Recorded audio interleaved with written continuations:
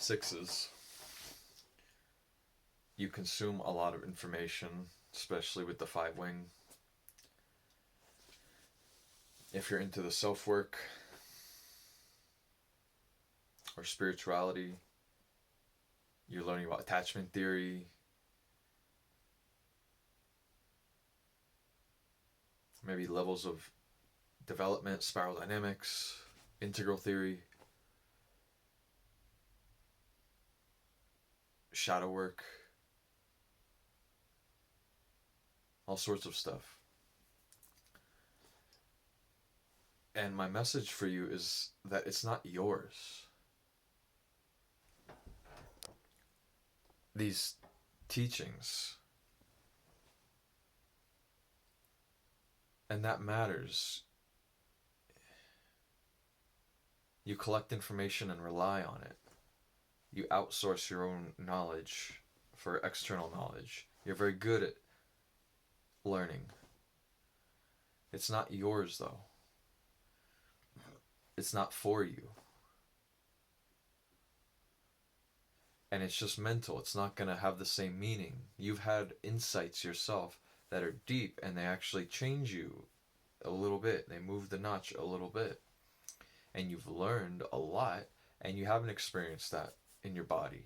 You've learned a lot of stuff. You maybe had like, oh, wow, little realizations. But when you have a deep insight from your own personal life, you know what I'm talking about. That actually changes things in a deeper way than just a mental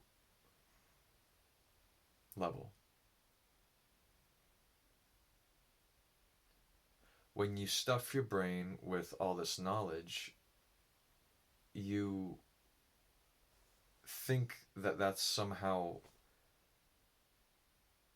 equal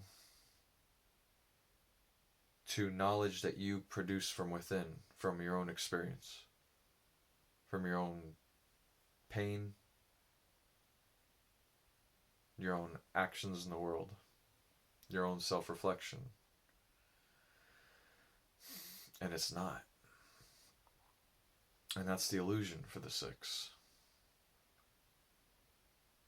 Information that comes in from outside is not the same. It's not even a question of an efficiency ratio. Like we could say,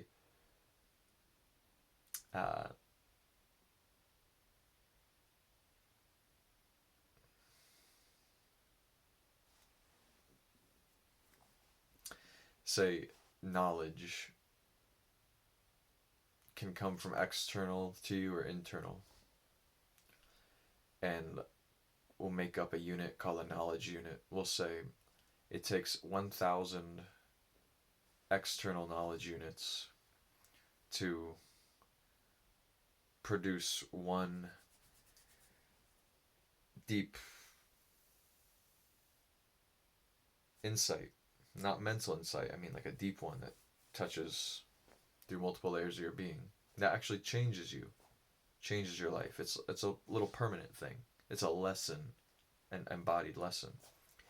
It takes 1,000 knowledge units from external. Let's say it takes one knowledge unit that's created internally to get that. So that's a big difference. That efficiency is totally different. It's a very inefficient way to learn a lesson, to learn from externally.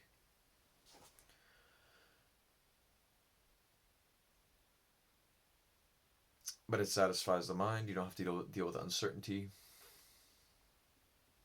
You feel like you're getting there, versus when it's happening on the inside, it's not a linear path. Internal knowledge and insights are not a linear process. So you don't know it's coming until it's there. And actually it's darkest before the dawn.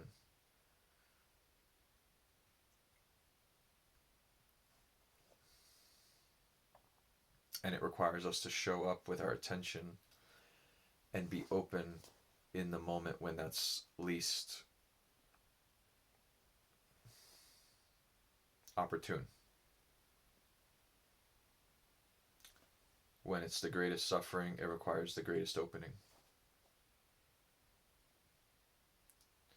And that's why it's slippery, and it only requires one internal knowledge unit to get there versus 1,000 external. So that would be a big issue, point against external knowledge, but it's more than that, because there's a consequence to laying down patterns of consuming external knowledge, and that's that it strengthens the belief that that's a viable path. And it strengthens the belief that somehow mental knowledge is actually going to penetrate deeper.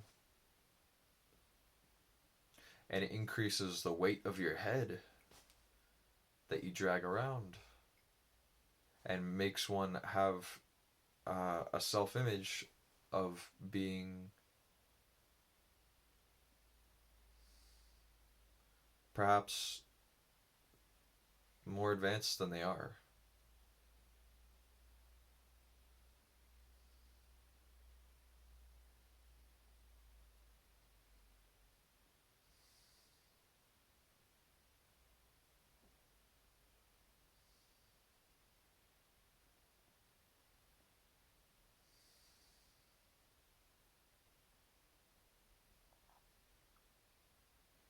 When a 6 learns, let's say, about attachment theory,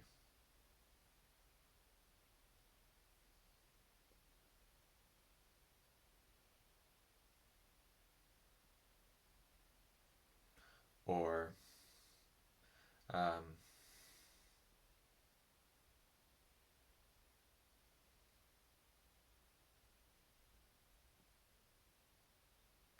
like the new age version would be twin flames, runner and chaser. It's like the equivalent in attachment theory as the avoidant and anxious, kind of.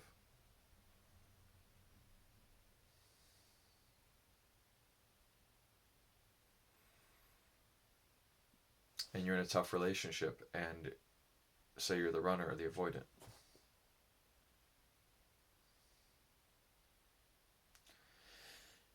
And there's a struggle, or there's like a not dropping in to the relationship.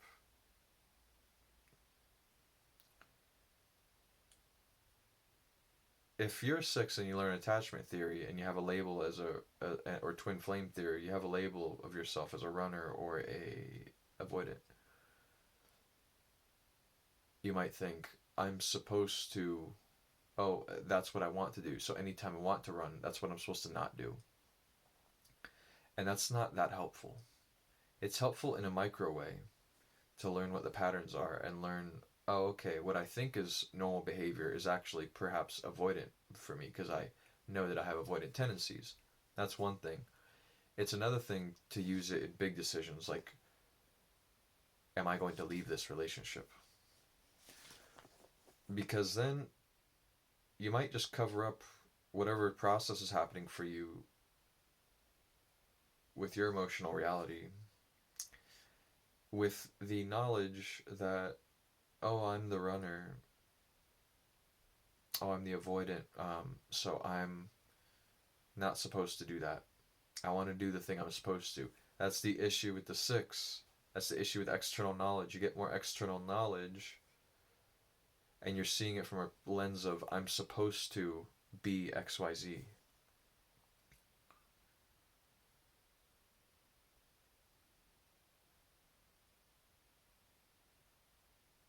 Because I'm not okay with being all of my animal self. I'm supposed to be XYZ.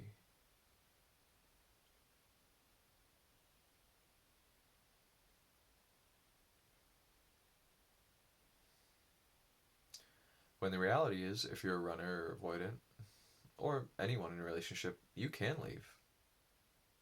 It's understandable when one is suffering to want to run from the situation that they're associating with the suffering. When one is suffering, it is understandable and reasonable to want to run from the situation that one is in. Whether that means leaving a relationship, or if you're not in a relationship, that might mean leaving town, or that might mean quitting a job.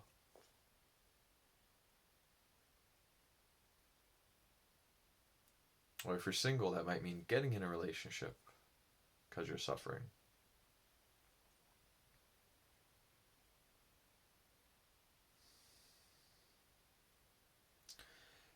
And that's not to say I'm not saying that you're supposed to stay or you're supposed to go.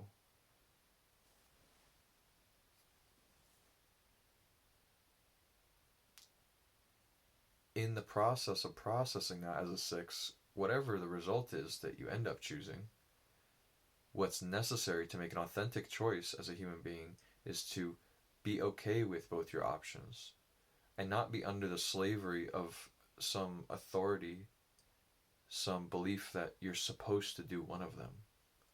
That's the curse of the 6, that I'm supposed to do one of these over the other.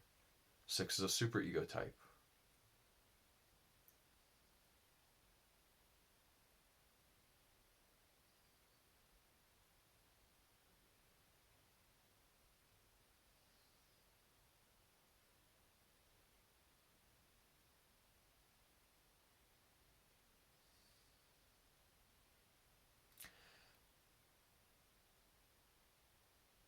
You need to entertain both options or all options if there's more than two, and recognize that yes, it's you're forgivable for wanting to do whichever option. If something's hard, you're forgiven for wanting to run from it, from wanting to jump into a relationship, to jump into sex, to jump out of a relationship.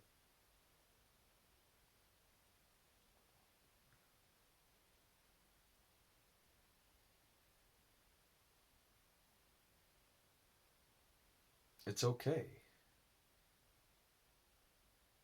Of course you do. What you're experiencing is painful and hard.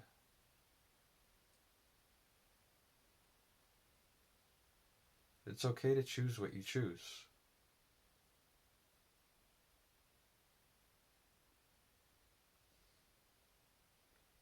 It's okay to not follow the prescription. It's okay to not follow what your parents or what the knowledge you've consumed says you're supposed to do.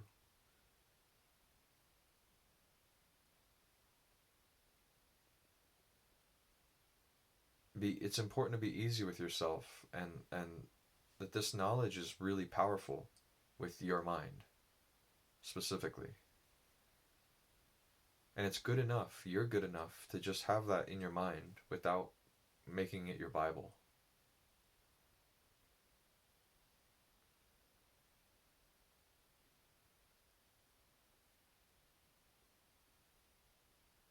Just remember, it's okay.